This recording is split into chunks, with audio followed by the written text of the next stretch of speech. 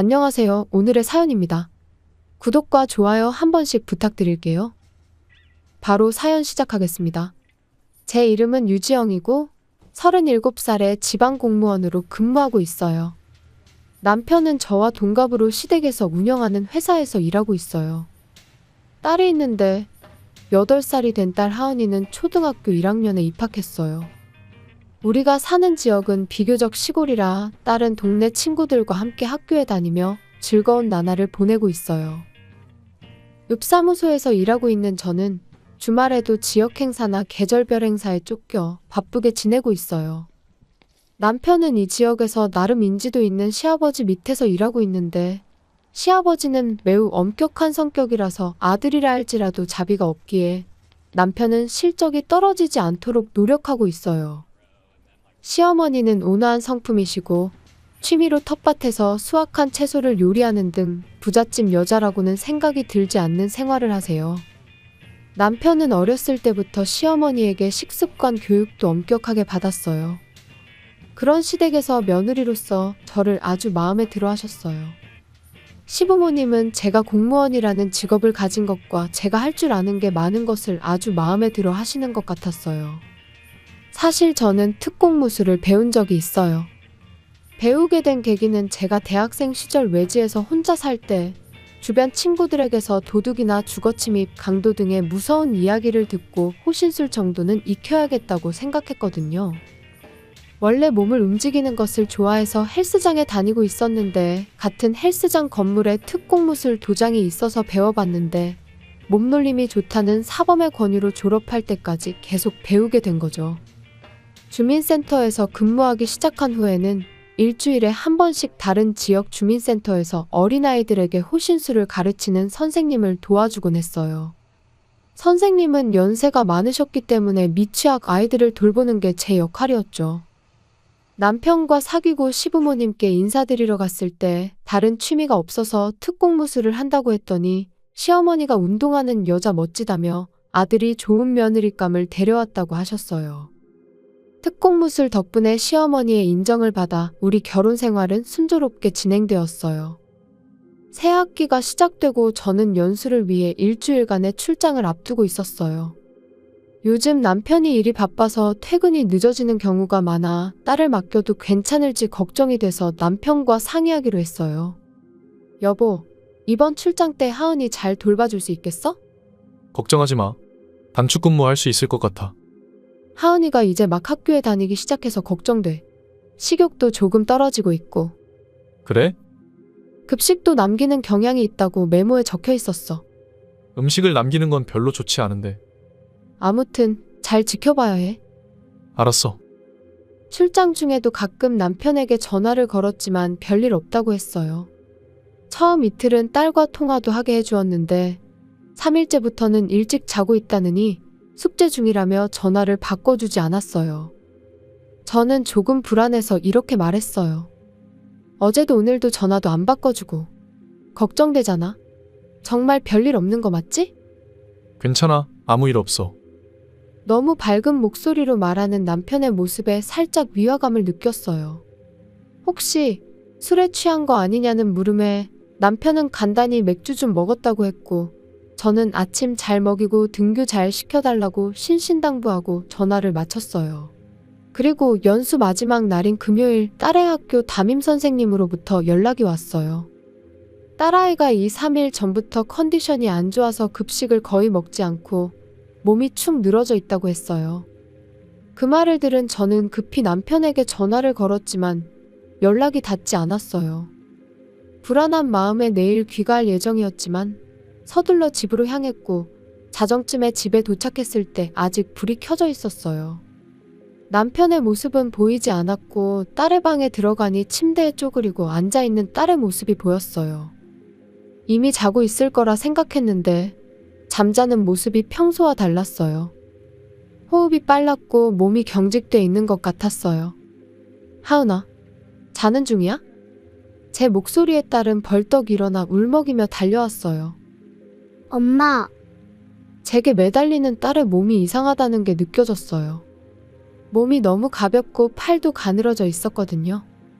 왜 그래? 어디 아파? 아빠가 안 보이는데 무슨 일 있어? 다급해진 제가 묻자 딸은 충격적인 대답을 했어요. 아빠가 밥을 안 줘요. 뭐라고? 일단 말라 비틀어진 딸에게 무언가 먹여주려고 부엌으로 가 냉장고를 열어보았지만 소주만 가득하고 음식은 안 보였어요. 문득 쓰레기통이 눈에 들어왔고 저는 경악을 금치 못했어요. 술병이 넘쳐나고 있었거든요.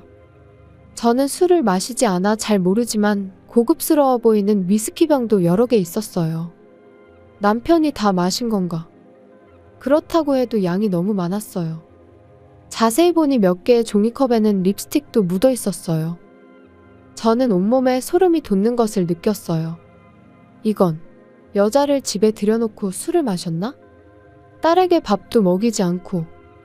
그때 현관문이 열리는 소리가 나서 저는 깜짝 놀라서 몸을 움츠렸어요. 남편과 낯선 여자의 목소리가 들린 거죠. 내일 집사람 돌아온다며. 안 들키게 잘해. 알았어. 사랑해, 자기. 그럼 나는 갈 테니까 조심히 행동해. 현관에서 그런 대화를 나누고 있는 두 사람 앞에 제가 나타나서 말했어요. 아쉽게도 이미 들켰어. 뭐야? 언제 온 거야? 저기, 저는 가볼게요. 안녕히 계세요. 저는 도망치려는 여자를 향해 낮은 목소리로 말했어요. 도망가는 거야? 뭐 괜찮아. 당신 얼굴은 기억하고 있으니까. 여자는 도망쳤고 저는 남편을 노려봤어요. 남편은 술이 깬 건지 얼굴이 새하얗게 질려 있었어요. 저 여자랑은 아무 사이도 아니야. 그런 건 상관없어. 하은이가 저렇게 쇠약해진 거 알고 있어? 밥을 제대로 챙겨주긴 한 거야? 그건 하은이가 급식을 남겼기 때문에 벌로 집에서 밥을 안 준 거야. 그러면 학교에서 제대로 먹지 않겠어? 훈육이 하나야. 벌? 그걸 진심으로 하는 말이야? 그래. 왜냐면 돈 아깝잖아. 어차피 먹지도 않을 테니까. 돈? 술 살 돈은 있는데 애가 먹을 것 살 돈은 아깝다는 거야? 아까 다 말했잖아. 훈육이 하나라고. 지금 내 교육 방식에 참견하는 거야? 남편이 제 옷깃을 잡아 끌자 저는 화가 난 탓에 반사적으로 몸이 움직였어요. 저는 그 자리에서 남편의 손을 밀치고 그대로 턱에 주먹을 날렸어요. 평소에는 제지부터 하는 게 원칙이지만 남편은 턱을 정확하게 맞고는 그대로 쓰러져 기절했어요. 쓰러진 남편보다는 딸을 어떻게 해야겠다고 생각했어요. 저는 친정 부모님께 전화를 걸어 사정을 이야기하고 데리러 오라고 했어요.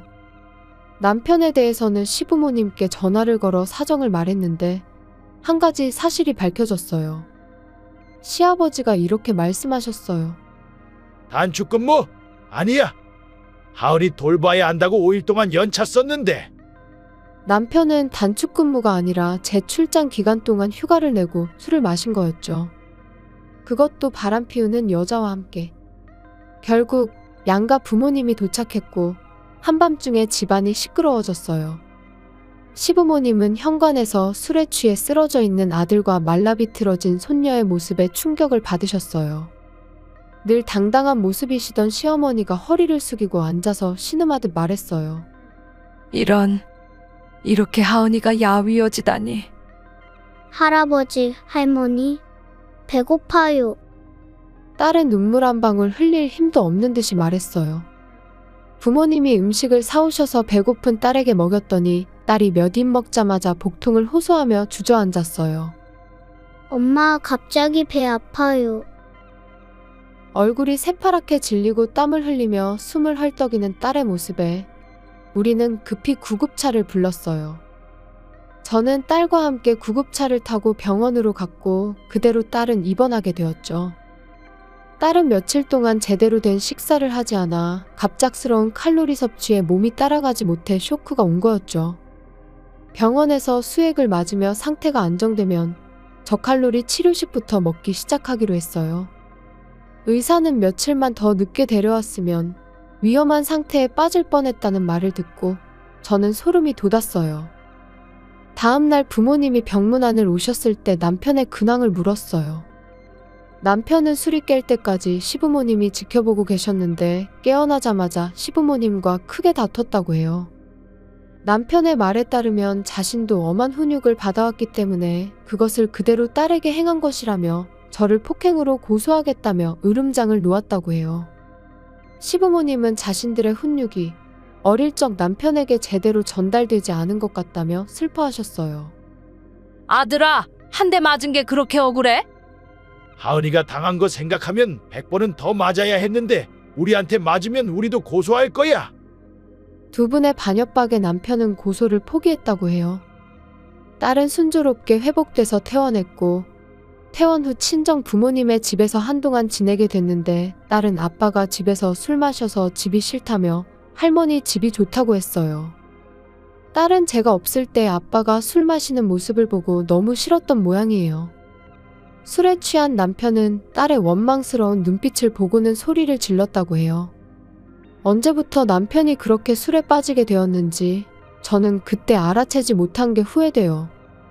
바람도 피웠고 이혼할 의사가 확실했기 때문에 저는 시댁에 연락해 이혼을 논의하자고 제안했어요. 서로의 부모님과 변호사의 입회하에 저는 오랜만에 남편과 마주했어요. 남편은 한동안 술을 끊은 상태라 그런지 차분한 모습이었어요. 그 자리에서 저는 남편에 대한 새로운 사실을 하나 더 알게 되었어요. 사실 남편은 오래전부터 직장에서 술을 마신다는 내부 고발을 당하였고 이번 일로 인해 병원을 찾아 알코올 중독 진단을 받았다고 해요. 최근 몇 달 사이에 음주량이 급격히 늘었고 집에서는 술을 마시지 못하니 회사나 밖에서 술을 마신 거죠.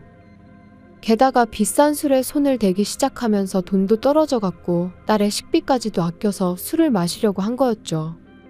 시부모님은 저와 제 부모님께 무릎 꿇고 사죄하며 강해지라고 엄하게 키운 게 화근이 되었다며 후회하셨어요. 우리 부모님은 그런 시부모님께 자신을 탓하지 말라고 말씀하셨고요. 남편은 부모의 사랑으로 인한 엄한 훈육과 자신의 우월적 지위에서 상대에게 상처를 주는 행위가 똑같은 훈육이라고 착각하고 있었던 것 같아요. 그런 당연한 것조차 술에 찌든 남편의 머리로는 당연히 이해하지 못하겠지만요. 남편은 모든 걸 인정하고 딸에게도 미안하다며 사과했어요. 술을 마시는 동안은 불안감이 사라지고 여유로운 기분이 들었어요. 지금 생각해보면 며칠 동안 밥을 먹이지 않았다는 건 정말 몹쓸 짓을 한 것 같아요. 남편은 원래 술을 좋아하는 편이었지만 업무 스트레스와 불륜을 술로 달래기 시작했고 작년 무렵부터 술의 양이 점점 늘어나면서 좋지 않다고 느끼면서도 술을 끊을 수 없게 되었다고 해요. 앞으로 남편은 휴직하고 재활시설에서 생활할 예정이라고 하네요. 그리고 전 남편에게 위자료와 딸의 양육비를 받는 게 확정됐어요. 그리고 딸과의 만남은 알코올 중독 치료를 받고 제대로 된 금주를 할 수 있게 된 후에 만나자고 약속했어요. 저는 마지막으로 전 남편에게 이렇게 말했어요. 꼭 치료 잘 받아서 하은이가 좋아하던 아빠로 다시 돌아와. 전 남편은 울먹이며 고개를 끄덕였어요. 그리고 저는 상간녀에게 위자료 청구 내용 증명을 보냈어요. 상간녀는 전 남편의 회사 직원이었어요.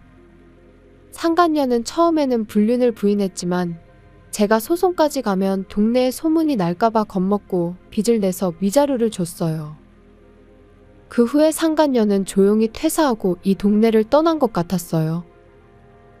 이렇게 딸이 피해를 본 불행한 이혼소동은 일단락되었어요.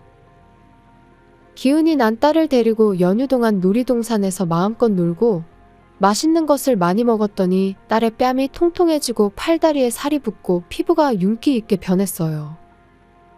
그리고 천만다행으로 요새는 급식도 잘 먹고 활동적으로 변했다는 담임 선생님의 말씀도 들리고요. 앞으로 아빠를 잃은 딸의 마음을 잘 어루만져주고 슬픈 마음이 들지 않게 하루하루 행복하게 해주려고 합니다. 시청해주셔서 감사합니다. 그럼 다음 영상에서 다시 뵙겠습니다.